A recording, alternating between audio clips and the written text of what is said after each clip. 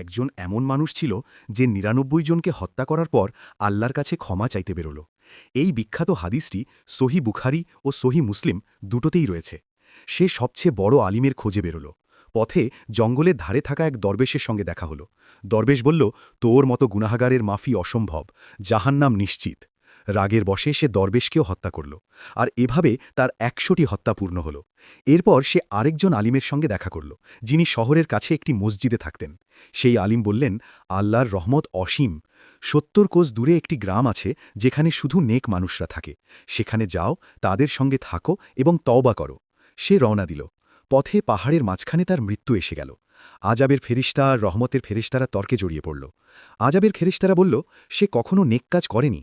রহমতের ফেরেশতারা বলল, সে তওবার নিয়ত নিয়ে বেরিয়েছিল। আল্লাহ হুকুম দিলেন, ২ গ্রামের দূরত্ব মাপো। যেদিকে দূরত্ব কম হবে সেদিকেই তার হিসাব হবে। তখন জমিন সংকুচিত হয়ে গেল এবং তওবার গ্রাম ১ হাত কাছে হয়ে গেল। সে জান্নাতে দাখিল হয়ে গেল। যে ব্যক্তিকে ১০০টি হত্যা করার পরও আল্লাহ মাফ করে দিলেন, তিনি কি আমাদের মাফ করবেন না?